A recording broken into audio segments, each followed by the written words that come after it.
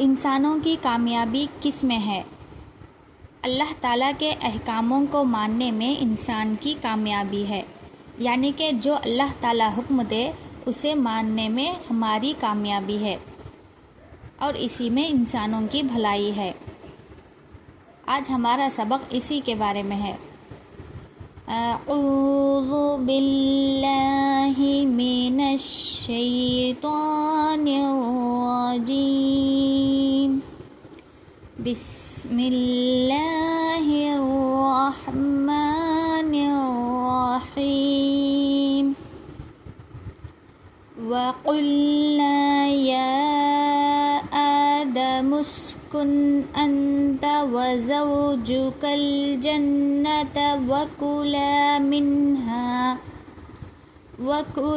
مِنْهَا رَغَدًا حَيْثُ شِئْتُمَا وَلَا تَقْرَبَا هَٰذِهِ الشَّجَرَةَ فَتَكُونَ مِنَ الظَّالِمِينَ۔ اس کا ترجمہ ہے، اور ہم نے کہا اے آدم، تم اور تمہاری بیوی جنت میں رہو اور اس میں جہاں سے چاہو خوشی سے اور فراغی کے ساتھ کھاؤ پیو، لیکن اس درخت کے پاس نہ جانا ورنہ تم دونوں ظالموں میں شامل ہو جاؤ گے۔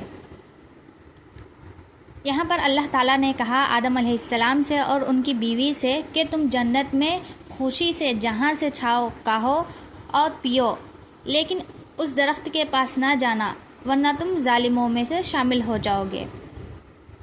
اس آیت کی تفسیر یہ ہے کہ اللہ تعالیٰ نے حضرت آدم علیہ السلام اور حوا کو جنت میں سکونت عطا فرمائی، اور دوسری بات یہ ہے کہ انہیں جنت کی بے شمار نعمتوں سے فائدہ اٹھانے کی اجازت دی، لیکن ایک مخصوص درخت کے قریب جانے سے منع کیا۔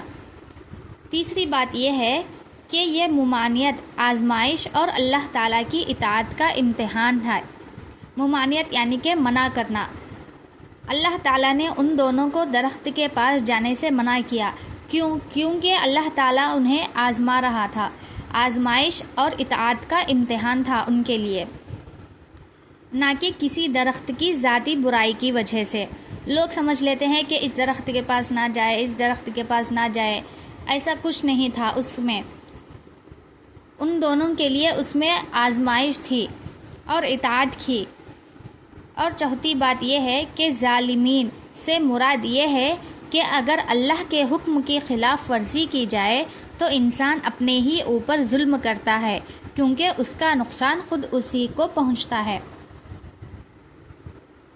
اور پانچویں بات یہ ہے کہ اس آیت سے ہمیں یہ سبق حاصل ہوتا ہے کہ اللہ تعالیٰ کے احکام میں انسان کی بھلائی ہے اور بندے کی کامیابی اسی میں ہے کہ وہ اللہ کے حکم کی مکمل اطاعت کرے۔